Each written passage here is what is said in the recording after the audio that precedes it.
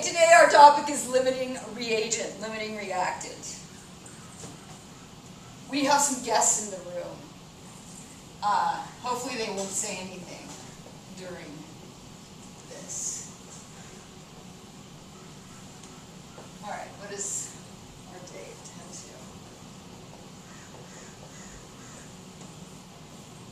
10-2. All right, so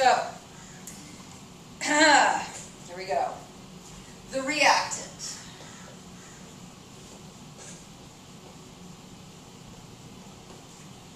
That is consumed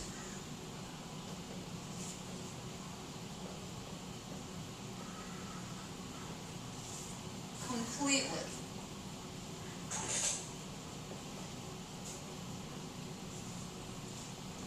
and limits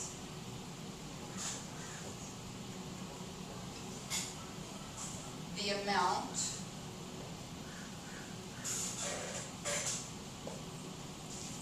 of product formed is known as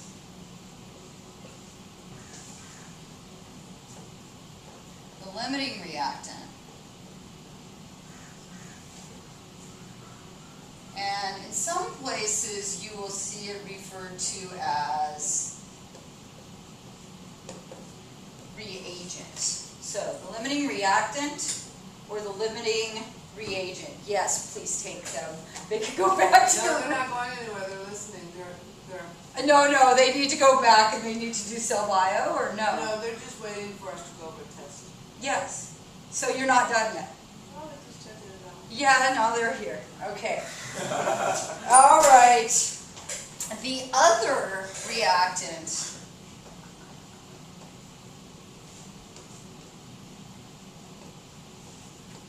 is in excess. Okay, so I showed you an animation to try to get this point across. Generally, in a chemical reaction, one of the reactants is in excess, meaning that mole to mole there's more of it than the other. And so the one that you have less of is going to actually limit the amount of product that you can form. And so I think that's enough of a definition, and what we need to do is we just need to do a problem. It's cool because then you can leave all these YouTube videos up for like next year. Forever. And you don't have to redo them. Some of them I'm going to have to, but Nice. yeah, maybe. Like this one. All right, limiting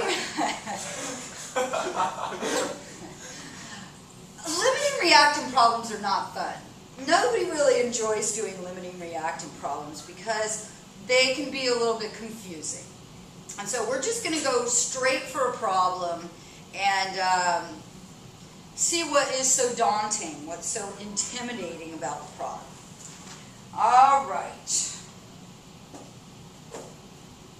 First of all, let's write the balanced equation. We have got 2 ammonias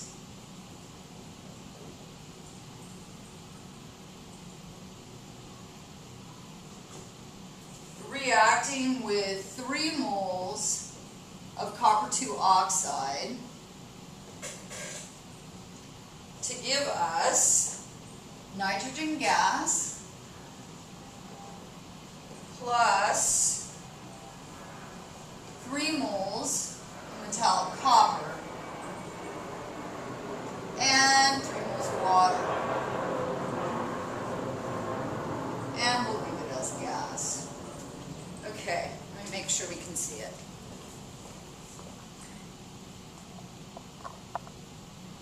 All right. So how are we going to say this? We're going to say 2 moles of ammonia react with 3 moles of copper 2 oxide to produce or yield 1 mole of nitrogen, 3 moles of copper, solid copper metal, and 3 moles of water. Okay, so what does the problem look like? if a sample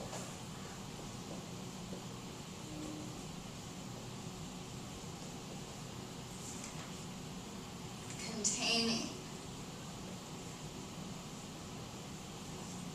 18.1 grams of ammonia reacts with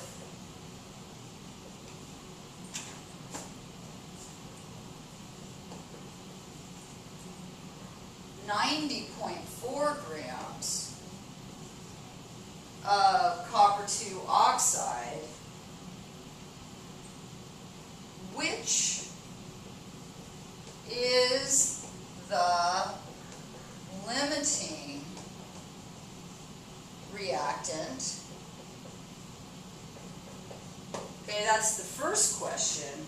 And the second question is, how many grams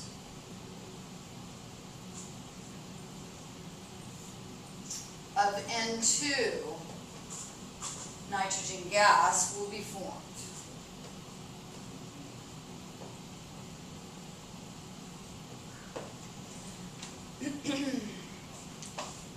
Now, I was very nice to you.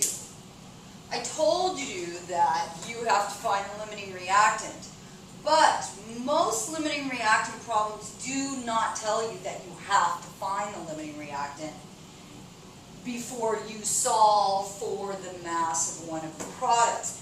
You have to be able to look at the problem and know yourself that you have to find the limiting reactant. Okay, so what is the clue? How do you know when you have a problem in which you have to find a limiting reactant? Do either of you in the back remember? No. The way that you can do it, the way you know that it's a limiting reactant problem, is that you are given the mass of both of the reactants. And when you are given the mass of both of the reactants, that is your clue that it is a limiting reactant problem. And you've got to figure out which of these two is going to limit. Which of those two is going to run out first, because that then is going to dictate how much of the product you're going to make. All right, so the first step here is to figure out which of these two limits, which of these two reactants is going to run out first, because as soon as one of them runs out, we won't make any more product. Okay, so we've got to figure that out first, and then once we figure that out, we will use that reactant to calculate how many grams of nitrogen we are going to form. Okay, so the first thing we have to do here is figure out, grams are meaningless to us. We can't do anything with grams. So the first thing we need to do is we need to convert the mass of these two reactants into moles of reactants. And then once we're in moles, we can start talking about the reaction. All right, so I'm going to choose ammonia first, and I'm going to convert it to moles. So I have 18.1 grams of ammonia, but again, grams don't tell me anything. I need to change it to moles. So I'm going to use the molar mass of ammonia, which is 17.03.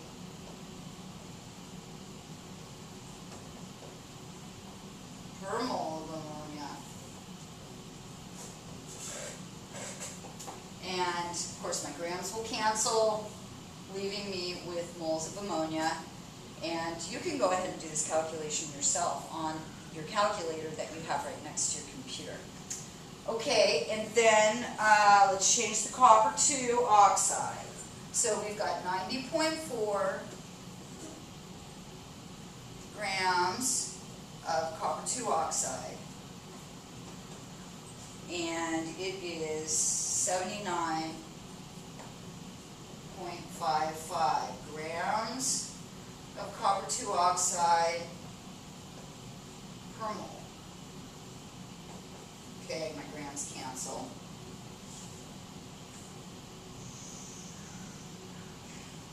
Alright, so what do we have here? We have 1.06 moles of ammonia. And we have 1.14 moles of copper 2 oxide.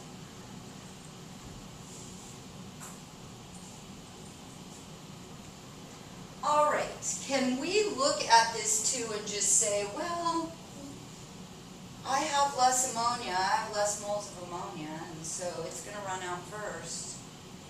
Well, we could if they were in a 1-to-1 mole ratio, but they are not in a 1-to-1 mole ratio. They are in a 2-to-3 mole ratio, meaning that for every 2 ammonias, I need 3 copper 2 oxides.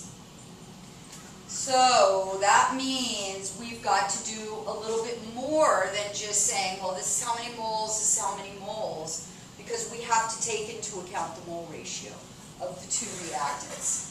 Now, tomorrow I'm in class, I'm going to show you a real quick and easy trick to do this, but I don't want to show you that quick and easy trick today. I want you to be able to think about this. So, I'm going to arbitrarily choose one of them. It doesn't matter which one I choose because it's just like looking at 2 sides of a coin. It's still going to get me to where I need to go, which is which one of these 2 is going to run out first.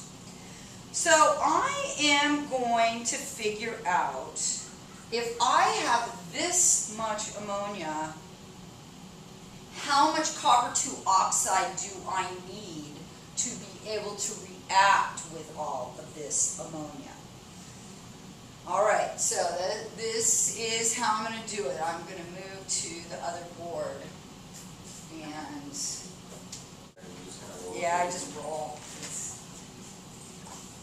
Okay, so here we are. So we figured out how much we have. We've got 1.06 moles of ammonia, and we've got 1.14 moles of copper 2 oxide. So the question is, which of these 2 is the limiting reactant? Which of these 2 will be consumed first? One of them is going to run out. So which one? Alright, I'm going to arbitrarily choose ammonia. So what I'm going to do here is I'm going to say I have 1.06 moles of ammonia. And what I want to know is how much copper 2 oxide do I need to react with all of this ammonia.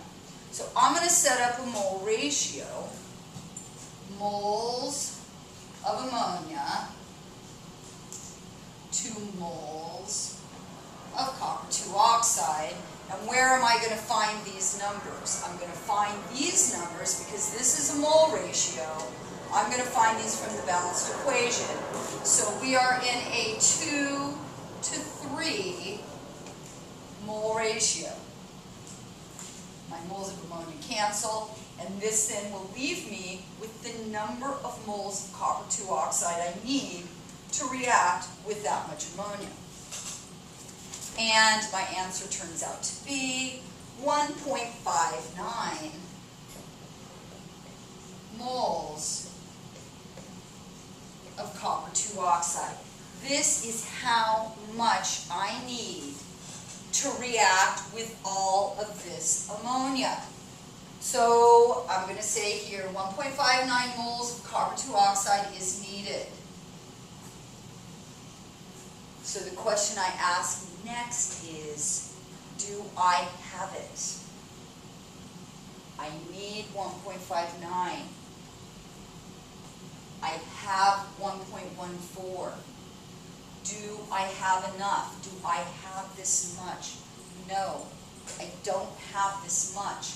So what that means then is that copper 2 oxide is the limiting reactant. So I need 1.59 moles of copper 2 oxide, but only have 1.14 moles of copper 2 oxide.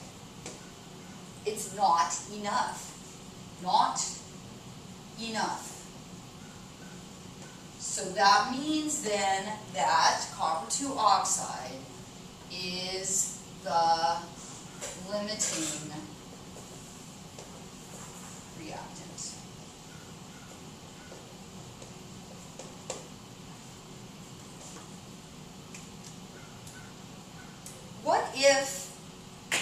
What if this number turned out to be 1.13? Do I have 1.13? Yes, I have plenty. I have 1.14. So if I would have had enough, that would mean then the ammonia is the limiting reactant. Okay. Did it matter that I chose ammonia to do this mole ratio with and figured out the amount of copper 2 oxide? Not at all. I could have done it the other way around. I could have put the copper 2 oxide here and figured out if I needed enough ammonia, if I had enough ammonia, and I would have had plenty of ammonia, which again would have come back to the copper 2 oxide as the limiting reactant. Okay, great. So one part of the problem is solved, but not all the problem is solved. So we're going back to the other board now, because now we need to find out, if you remember,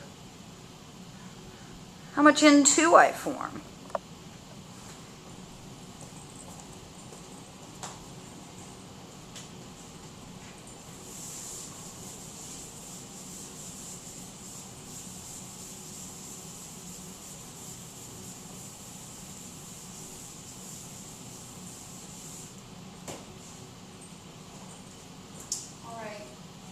So, I've done this. I know what my limiting reactant is. It's copper 2 oxide. So now I need to figure out how many grams of nitrogen will be formed.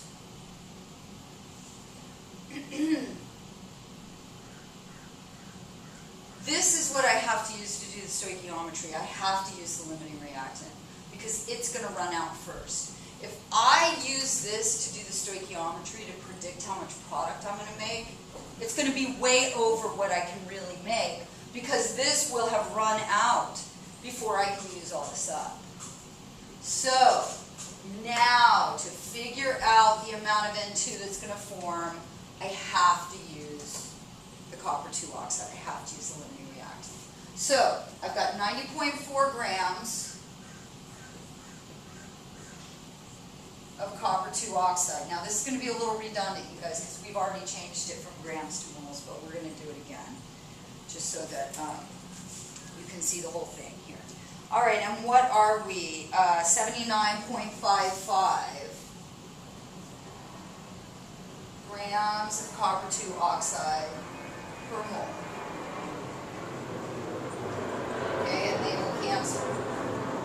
Now, I am not looking for copper 2 oxide. I'm looking for N2. So the next thing we're going to do is the heart of the stoichiometry problem, which is the mole ratio. So I'm going to put my given in the denominator, and what I'm looking for, my unknown, in the numerator, and what is my mole ratio? I am 3 to 1. Great. So now my moles of copper 2 oxide cancel, and I'm almost there. I'm not looking for moles of N2, I am looking for grams, and N2 is 28.0 grams of N2 per mole of N2. I know I've set it up correctly because all of my units cancel, and what I am looking for, grams of N2, is in the numerator. Okay, what is our answer? I hope I have an answer here. I do. And it turns out to be 10.6 grams of nitrogen gas. All write P, this is the limiting reactant.